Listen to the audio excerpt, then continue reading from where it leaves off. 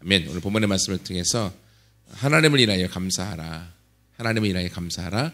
라는 제목으로 함께 같이 말씀을 나누겠습니다.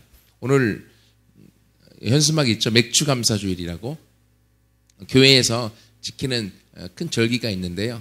그 중에 유대인들, 이스라엘 백성이 지키는 아주 성경에 중요한 세 가지의 절기가 있습니다. 첫 번째는 유월절이고요. 두 번째가 바로 맥주절이고, 세 번째가 수장절이라고 하는 절기입니다.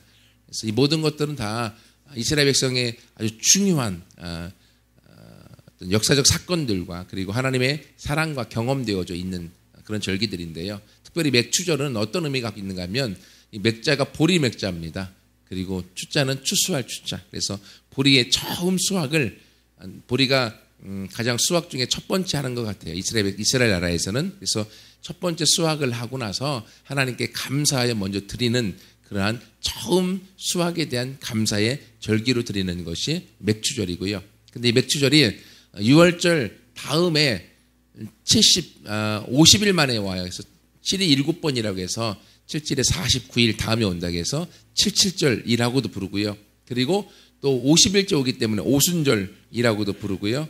그리고 첫 열매를 드리는 결실을 지키는 절기라고 해서 초실절, 다 같은 말입니다. 맥주절, 초실절, 그리고 77절, 그리고 오순절. 의미는 약간씩 차이가 있지만 같은 절기를 지칭하는 절기예요. 그 절기를 오늘 우리가 함께 지키고 있는데요. 그럼 한국적인 상황에서는 이 절기를 어떤 의미로 지키는가? 첫 번째는요, 감사절로 지키는 거예요. 그래서 우리가 이게 7월 첫 주에 지키는 거거든요. 그래서 교회 안에서 이 절기를 어떻게 생각하면 되는가 하면, 여러분 요즘 지금 월드컵 때문에 한참 잠 못 주무시는 분들 계시죠? 한국이 일찍 떨어져서 얼마나 감사한지. 감사해야 될 건가요? 마음이 아프지만, 이게 낮과 밤이 완전히 반대로 월드컵이 진행되고 있어서 한국이 하고 있었으면 새벽 1시나 막 5시나 이때 봐야 되기 때문에 힘들 텐데, 여러분 축구를 보면 전반전이 있고요. 그 다음에 하프타임, 중간에 쉬는 시간이 15분 정도 주어지고 후반전에 뛰고 있잖아요.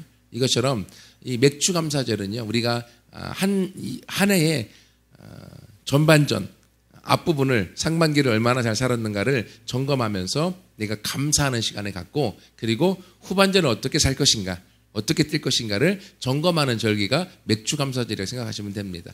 그래서 지금 1월부터 6월까지 오면서 내 삶 가운데 하나님 주신 감사가 어떤 것들이 있는가, 내 마음은 지금 어떤가, 내 형편은 어떤가를 점검하면서 그 안에서 그다음에 나머지 이제 7월부터 12월까지 삶을 어떻게 하나님께 올려드릴까 라는 것을 우리가 결정하고 점검하는 시간으로 맥주절을 보내면 되고요. 또 인생을 따지면 인생에 내가 지금까지 살아왔던 삶의 인생이 어떤 삶을 살았는가를 점검하고, 그리고 나머지 지금부터 이후의 삶을 하나님 앞에 감사하는 삶으로 승리하는 인생이 되겠다라는 의미로 이 맥주절을 우리가 맞이하고 지키면 된다고 생각이 되어집니다.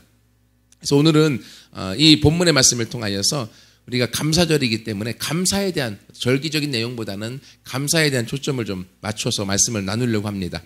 한번 여러분 생각해 보세요. 여러분 삶 속에서 얼마나 많은 감사를 하고 있습니까? 여러분 우리가 감사를 얼마나 많이 하고 있는가 한번 점검해 보세요. 감사보다는 불평과 불만의 말들이 훨씬 많거든요. 근데 여러분 아셔야 될 것이 있습니다. 감사는 내가 선택하는 것이고 감사하기로 결정하는 것입니다. 여러분 상황이 좋을 때만 감사한다고 하면 결코 감사거리가 많이 나오지 않고, 감사보다는 나에게 없는 것, 불평적인 것들만 너무나 많이 나오고 있다는 거예요. 그래서 성경에서 보면 감사는 뭐 하는 것이다? 내가 선택하는 것이고, 감사하기로, 그리고 감사하기로 결정하는 거예요. 여러분 그럴 때 우리 삶에 감사가 풍성히 넘쳐나게 될 것을 믿습니다. 우리 인생을 살펴보면 여러분 슬퍼할 일도 많이 있고요, 탄식할 일도 많이 있고, 절망할 일도 참 많이 있습니다. 그러나 반대로 다른 눈으로 살펴보면 우리 삶 가운데 감사할 일들도 헤아릴 수 없이 많다고 하는 거예요. 그러므로 여러분 감사는 우리가 선택하는 것이고, 감사는 내가 감사하기로 결정하는 것이라고 우리가 생각할 수가 있습니다. 여러분 감사를 하면 우리 마음에 용기하고 막 힘이 생깁니다. 근데 절망하고 원망하고 불평하면 어떤 일이 생겨요? 좌절이 생기고 막 탄식이 올라와서 우리 인생이 낙오자가 되도록 우리를 끌어간다고 하는 거예요. 그래서 성경 갈라디아서 6장 7절에 보면 사람이 무엇으로 심든지 그대로 거두리라. 내가 감사를 심든지 불평과 원망을 심든지 그 열매를 그대로 따먹게 된다고 하는 거예요. 여러분, 우리는 어떤 씨앗을 심어서 지금까지 살아왔습니까? 혹시 감사를 심어서 기쁨과 소망과 축복의 열매들을 거두었습니까? 아니면 원망과 불평을 심어서 저주와 탄식과 고통의 열매를 거두고 살았습니까? 여러분, 이 감사하는 것과 원망과 불평하는 것은 우리의 결정에 달려 있습니다. 지금까지 어떻게 살았든지 오늘 이 맥주절을 통해서 오늘 이후에 우리의 삶 가운데는 우리가 감사하기로 결정하고 우리 안에 원망과 불평거리들을 다 내어버려서 감사를 심어 감사를 통하여 기쁨과 소망과 축복의 열매를 얻고 살아가는 우리 모두가 되기를 축복합니다. 두 번째로는요, 그러면 감사는 선택이고 결정이라고 했는데 그래도 내 삶에 문제가 항상 있는데 어떻게 감사할 수 있겠습니까? 이런 반문이 우리 속에서 막 올라옵니다. 저도 그러고 설교를 준비하면서 그래도 내 삶 가운데 불평과 불만할 또 원망거리들이 많이 있는데 어떻게 항상 감사할 수 있겠습니까? 라는 생각이 듭니다. 여러분, 감사거리가 생각나지 않고 문제거리들만 가득 생각나지 않습니까? 그래요, 안 그래요? 옆 사람한테 물어보세요. 감사거리가 많습니까? 아니면 문제거리가 훨씬 많이 생각이 납니까? 물어보세요. 내가 손을 들도록 할 테니까요. 예. 내 옆에 있는 분은 문제거리보다 감사거리가 훨씬 많다고 하시는 분 손 들어보세요. 와, 예, 우리 세 분 나왔습니다. 아멘. 예. 우리 하준이까지 4분. 예. 감사거리가 많다고 하시면 박수해 주세요. 박수. 박수 받을 만한 일이에요. 우리가 살아가다 보면 여러분, 감사거리보다는요, 문제거리가 얼마나 많이 있는가 몰라요. 여러분, 근데 왜 이렇게 문제거리가 많게 느껴집니까? 우리가요, 10개 중에 9개가 있고 1개가 없으면요, 1개 없는 거에 집중하고요, 1개 없는 거 바라보느라고 9개 있는 것을 내가 까마득하게 잃어버리게 되어져 있어요. 사람이 살아가다 보면. 그래서 누구나 문제거리를 더 크게 보기 때문이고요, 문제에 집중하다 보니까 나에게 주신 것, 있는 것을 잃어버리고 그것 때문에 불평과 불만 가운데 살아간다고 하는 거예요. 여러분, 그러나 아까 말씀드렸죠. 감사거리는 내가 생각하고 결정하여 선택하는 것이라고요. 그리고요, 하나님 앞에 내가 감사할 것들이 얼마나 많이 있는가를 생각하기 시작하면 감사거리들이 하나씩 생각나기 시작해요. 제가 목회하면서 학생들이 청년들 사역하면서 감사절에 했던 숙제들이 있어요. 그게 뭐냐면 감사한 거, 부모님께 감사한 거나 아니면 가족들에게 감사한 것들을 한 50가지나 100가지씩 써와라. 일주일, 다음 주까지. 그러면요, 다들 막 골머리 아파갖고요, 막 어떻게 감사거리가 50개씩 나올 수 있냐라고 막 반문하고요. 도대체 나는 감사거리 아무리 쓸래 쓸 수가 없다고 이렇게 하는 친구들이 대부분이에요. 근데 집에 가서 곰곰이 생각해서 감사거리를 사소한 거리도 하나씩 적으라고. 응? 야, 엄마가 아빠가 있는 것도 감사하지 않냐. 야, 너 하루 세끼 밥을 먹을 수 있는 것도 감사하지 않냐. 사소한 것 하나씩 감사거리들을 생각하라고 하면 그 감사거리 내용들이 적어서 그래도 오는 친구들이 있다고 하는 거예요. 만약에 불평과 불만거리들을 100가지 적으라고 하면 아이고 100개 안 돼요. 한 1000개 적으라고 하세요. 뭐 이렇게 나올 거예요. 가만히 앉아있어도 불평과 불만, 원망거리들이 우리 마음속에 너무나 많이 있는데 감사거리들을 우리가 생각하지 않고 감사를 소중히 여기지 않기 때문에 감사를 잃어버리고 살아왔다고 하는 거예요. 여러분, 그럼 여러분도 한번 해보세요. 집에 가서 자녀들은 부모님께 감사한 제목들을 한 50가지만 A4 종이에다 한번 적어보세요. 무엇이 감사한지, 감사거리 내용들을. 50가지. 너무 많은가요? 적은가요? 너무 많다고 하시는 분 도대체 없다. 그럼 10개라도. 예, 10개라도. 부모님께 또는 자녀들에게 또는 남편과 아내에게 감사거리들을 적어보세요. 불평거리는 잠깐 접어두고 그러면 그 감사거리들 속에서 내 마음에 나도 모르는 사랑이 그리고 용기가 힘이 싹 터서요. 그 감사를 통하여 나에게 있는 환경과 상황을 역전시킬 수 있는 힘이 나오게 되는지를 믿습니다.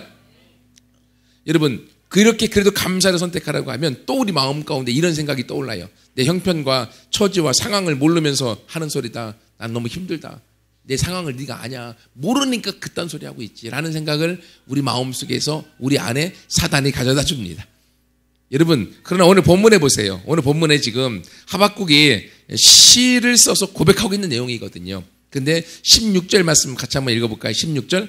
내가 들었으므로, 들었다는 게 뭐냐면요. 지금 이 역사적 상황이 어떤 상황이냐면 남유다라고 하는 유다의 나라가 지금 바벨론의 이방 나라의 전쟁을 통해서 나라가 망하기 직전에 하나님이 선지자 하박국에게 나라가 망하는 상황을 미리 환상으로 보여주는 거예요. 지금 너희 나라가 하나님께 범죄하고 하나님께 범죄를 통한 죄악 가운데 하나님이 너희를 심판하셔서 너희 나라를 새롭게 세우기 원하신다. 근데 너희를 심판하실 것인데 이 심판을 통하여 이방 나라 바벨론이 와서 너희를 전쟁을 통하여 완전히 다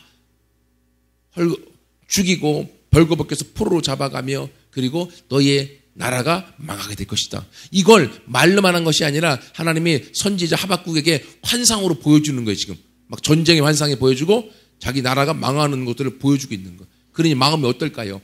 16절에 고백하고 있어요. 내가 들었으므로 뭘 들었어요? 전쟁의 소리를 막 듣고 있는 거예요. 환상 가운데 내 창자가 흔들렸고 내 목소리로 말미암아 내 입술이 떨렸도다. 무리가 우리를 치러 올라오는 이방 바벨론의 무리가 자기를 나라를 이스라엘을 치러 올라오는 이 올라오는 환난 날에 환난 날을 내가 기다림으로 썩이는 것이 내 뼈에 들어왔고 내가 뼈가 썩어 들어간다는 거거든요.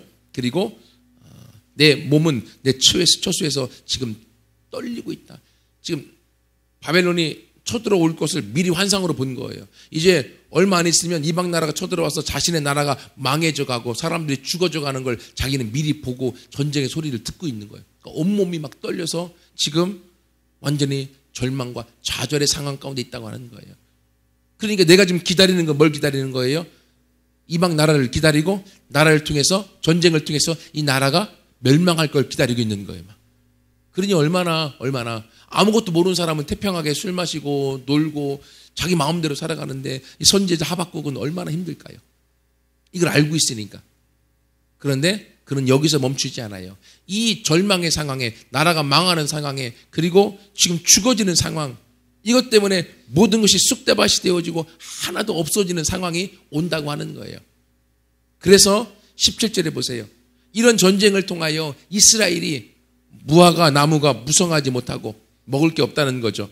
포도 나무가 열매가 없으며 먹을 게 소출이 없는 거예요. 그리고 감람나무에도 소출이 없고 밭에는 먹을 것이 없으며 우리의 양도 없고 외양간에 소가 없어 하나도 없으시라도 전쟁을 통하여 모든 의식주와 우리가 먹어야 될 필요한 모든 것들이 다 사라져 버려서 나라가 끝장나 버리는 상황이 온다 할지라도 나는 어떻게 하겠다고요?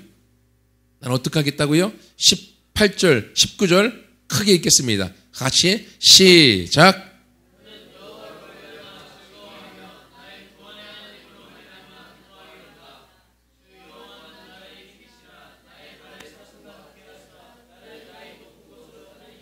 아멘, 아멘. 지금 자신에게 아무것도 없어지는 상황이 오는 거예요.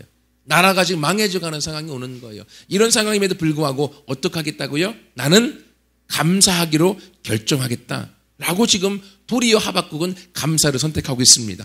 왜냐하면 지금 이스라엘이 이렇게 망해져가는 것은 하나님이 우리를 멸망시키기 위한 것이 아니라 우리가 하나님 앞에 범죄함으로 우리가 하나님을 버리고 떠났기 때문에 하나님이 우리를 깨우쳐서 하나님께로 돌아오도록 하기 위한 하나님의 채찍이라는 거예요. 우리를 죽이려고 하는 것이 아니라 채찍을 통하여서 깨달아서 하나님께 돌아오기 위한 하나님의 채찍이라고 하는 거예요. 여러분 부모가 자녀를 사랑하기 때문에 자녀가 너무 잘못하면 자녀에게 회초리를 들잖아요. 부모이기 때문에 징계할 수 있는 거예요. 이것처럼 하나님이 우리의 부모이기 때문에 이스라엘 백성을 책망과 징계를 통하여 그들이 깨닫고 돌아오게 하기 위함이야. 그럼에도 불구하고 이 책망과 이 징계가 얼마나 큰지 이방 나라를 통해 전쟁을 통해 나라가 쑥대밭이 되어지는 걸 이 하박국은 미리 본 거예요. 그러니 얼마나 마음이 낙심되어지고 얼마나 힘들겠습니까? 하지만 이런 어려움과 고통이 끝이 아니라 이 고통 이후에 다시금 이스라엘 나라가 회복되어지고 하나님의 축복의 나라가 될 것을 그는 보고 지금의 어려움 중에서도 인내를 통하여서 미래의 하나님의 축복을 통하여 나는 미리 감사하기로 결정하겠다. 그게 하박국의 고백인 것입니다. 여러분, 이것처럼 우리의 삶 가운데 살아가다 보면 우리가 쉽게 하는 말, 하는 일마다 안 되더라. 왜 이렇게 내 인생은 꼬였을까? 차라리 안 태어났으면 좋았을 걸. 이런 말들을 우리가 가끔씩 나도 모르게 내뱉어질 때가 참 많이 있습니다. 여러분, 그것은 왜 그렇습니까? 지금 나에게 처해져 있는 환경과 상황을 바라보다 보면 우리 스스로가 그렇게 절망의 상황에 빠졌을 수 있다고 하는 거예요. 하지만 오늘 하박국은 어떻습니까? 그런 절망의 상황 속에서도 그는 그 환경과 상황을 보지 않고 내 상경과 상황을 역전시켜서 바꾸어 놓을 수 있는 하나님, 그분을 보고 있는 거예요. 그 하나님이 나와 함께 하시며 하나님의 이 모든 일을 통하여 모든 것을 합력하여 선을 이루시고 모든 것을 합력하여 더 좋게 만들어 가실 하나님을 바라보고 그 믿음으로 고백하고 있는 이 하박국을 보게 되어지는 것입니다. 제가 사도행전을 수요일날인가요? 강의하고 있는데 최근에 강의했던 내용 중에 여러분 바울과 실라가 빌립보 지역에 갔습니다. 그곳에 간 것은요, 하나님께서 환상 가운데 바울을 일행을 아시아가 아니라 유럽으로 건너오도록 만드셨어요. 하나님이 인도하시는 대로 그는 빌립보에 갔습니다. 빌립보에 갔는데 하나님이 이끄셨기 때문에 가면은 좋은 일이 있어야 될 것이 아니에요. 대로처럼 길이 확 열려져야 될 것이 아니에요. 하나님의 말씀에 순종하여 간 것이기 때문에 근데 웬걸 가봤더니만 아무것도 없는 거예요. 더 힘든 거예요. 회당도 없죠. 예수를 믿는 사람은 아무도 없죠. 며칠을 동네를 다 돌아다녀 봐도 복음을 전할 수 있는 환경과 상황이 아닌 거예요. 그러니 인간적으로 얼마나 낙심됐을까요? 하나님, 나를 여기로 오라고 해서 왔더니만 아무것도 없네요. 도대체 뭡니까? 이런 생각이 저 같으면 들었을 것 같아요. 근데 수일을 기도할 처소를 찾다가 그가 어느 날 냇가 근처에 가서 기도하려고 하는데 거기 아낙네들이 있는 거예요. 그들에게 복음을 전하다가 거기서 한 사람, 루디아라는 사람을 만나서 루디아가 빌립보 교회의 첫 성도가 되게 만듭니다. 얼마나 기뻤을까요? 그리고 그는 또다시 기도할 처소를 찾아가는데 옛날에는 귀신 들린 사람이 많았잖아요. 또 특별히 여기가 이 귀신에 들려서 점치는 귀신 들린 사람이 있었어요. 이 여종이. 그래서 이 여종이 바울이 일행이 가는 곳마다 따라와서 뭐라고 하는가 하면, 야, 이 사람은 하나님이 보내신 진짜 사람이다. 여러분을 구원하기 위해서 보낸 하나님의 사람이다. 라고 졸졸졸 스토커로 따라다니는 거예요. 그러니까 얼마나 힘들었을까요? 하루 이틀 3일 가다가요, 수일 동안 내비두다가 너무 바울이 마음이 힘들기도 하고 이 여종이 불쌍하기도 해서 나사렛 예수 그리스도로 명하노니 더러운 귀신은 떠나갈지어다. 한마디에 귀신이 싹 나가 떨어진 거예요. 근데 바울이 좋은 일 했잖아요. 좋은 일 했는데 도리어 이것 때문에요, 바울에게 엄청난 문제가 생깁니다. 이 여인이 귀신 들려서 점을 너무 귀신같이 알아맞히는 점쟁이였어요. 그러니까 이 여종을 두고 많은 주인들이 이 여종한테 돈을 투자한 거예요. 그래서 그 지역에서 점 잘 보는 여인으로 소문났어요. 근데 바울 때문에 귀신이 나가버리니까 어떻게 됐습니까? 점을 볼 수 있어요? 못 봐요? 점을 순간 못 보게 되는 거야. 그러니까 이 여종을 데리고 있었던 주인들이 갑자기 열받은 거예요. 이게 돈벌이가 안 되는 거예요. 그러니까 열받아서 이 바울의 일행을 고소했고요. 그리고 로마인들에 의해서 매질을 당하고요. 그리고 깊은 감옥에 들어가 버리고요. 이렇게 갑자기 좋은 일 했는데 억울한 일, 누명을 당해서 바울의 일행이 완전히 절망 가운데 빠지게 된 거예요. 저 같았으면 괜히 그 여자 고쳐갖고 하지 말걸 후회했을 것 같아요.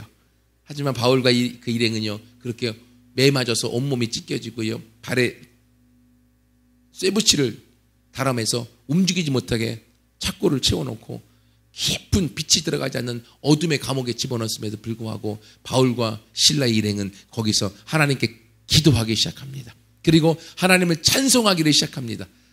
그 상황 가운데 하나님 앞에 자신의 상황과 환경, 억울함을 말하지 않고요, 하나님을 인하여서 하나님을 찬양하고 하나님 앞에 감사하며 기도하고 찬송하기를 결정한 거예요. 근데 그렇게 찬송할 때 어떤 일이 나타났습니까?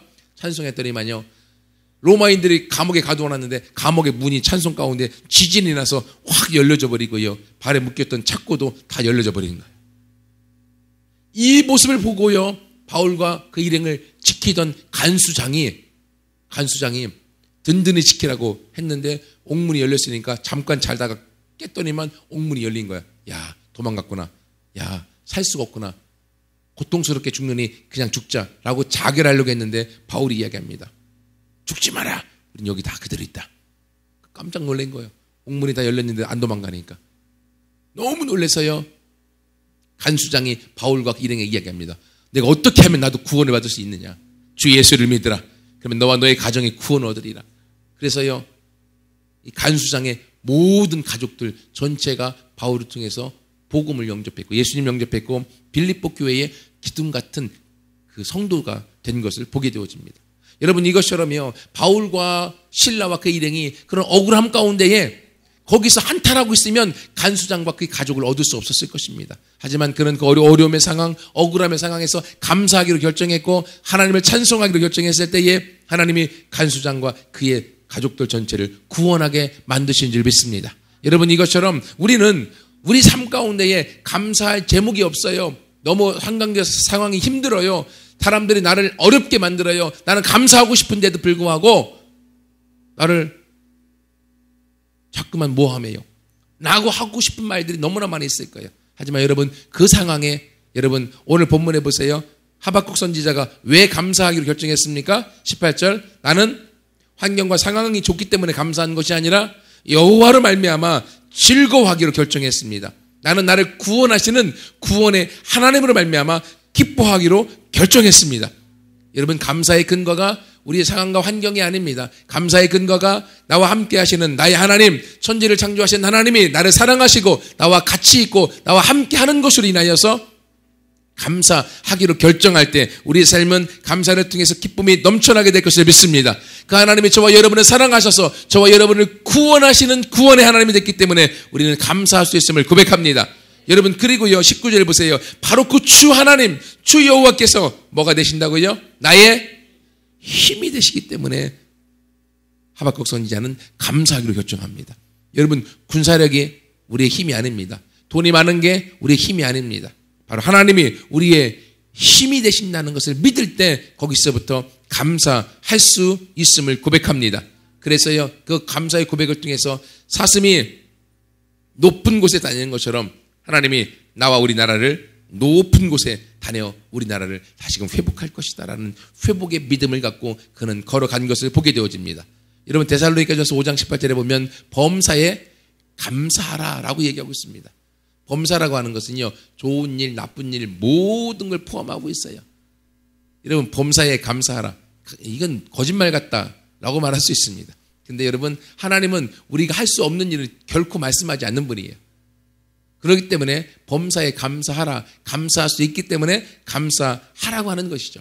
여러분, 어떠한 환경과 상황에서도 감사와 찬양을 드리기로 결정하면 하나님께서 절망의 감옥을 무너뜨리십니다. 우리가 어떤 환경과 상황에서 감사와 찬송을 드리기로 결정할 때 고통의 쇠사슬을 풀어주셔서 하나님의 영광을 나타내게 되어지는 줄 믿습니다.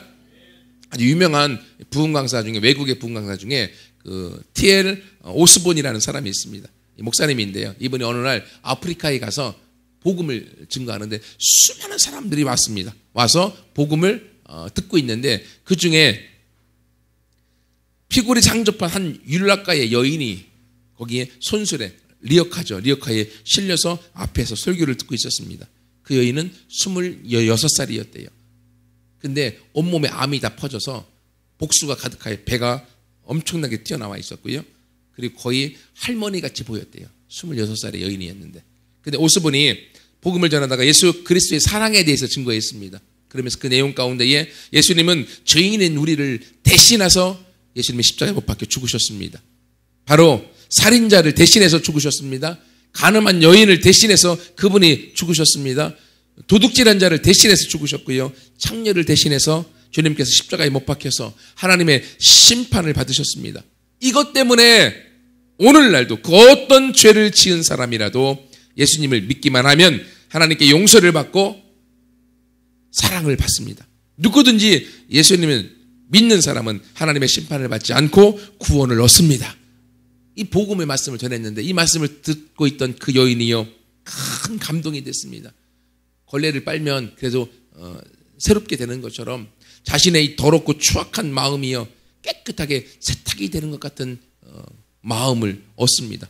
그리고 자신이 모든 죄가 용서받은 것을 깨닫게 되어졌습니다.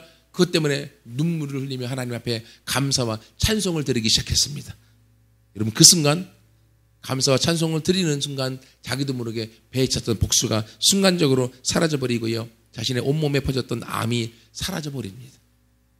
이 경험을 통하여 그 여인이 깨끗하게 치유를 그 자리에서 경험합니다. 여러분, 시편 50편 23절에 보면 감사로 제사를 드리는 자는 하나님을 영화롭게 하느니 내가 하나님의 구원을 그에게 보여줄 것이다. 누구에게요? 감사로 하나님께 제사를 드리는 그 사람, 어떠한 형편과 상황 속에서도 하나님을 감사하기로 결정한 그 사람은 그 감사가 바로 믿음의 씨앗이 돼서 감사를 심으면 심을수록 우리 삶에 풍성한 축복의 열매, 건강의 열매, 부유함의 열매, 행복의 열매, 승리의 열매가 넘쳐나게 되어지는 줄 믿습니다. 그러므로 여러분, 오늘 맥주감사제를 통해서 우리가 감사거리가 있어야지 감사하죠. 여러분, 그런 말 하지 마시고 감사는 선택이고 감사는 내가 결정하는 것이다 라는 것을 기억하시고 오늘 이후에 불평과 불만의 모든 말들을 내어버리고 함께 내 형편과 사정과 상황에서 그래도 감사거리를 찾아서 감사하기로 결정할 때, 바로 그리고 나와 함께 하신 하나님, 나를 통하여서 하나님의 구원의 역사들을 나타내신 하나님을 인하여서 감사하기로 결정하여 함께 나아가 감사의 주인공, 감사를 통한 기적의 역사를 맛보는 우리 모두가 되어지기를 축복합니다.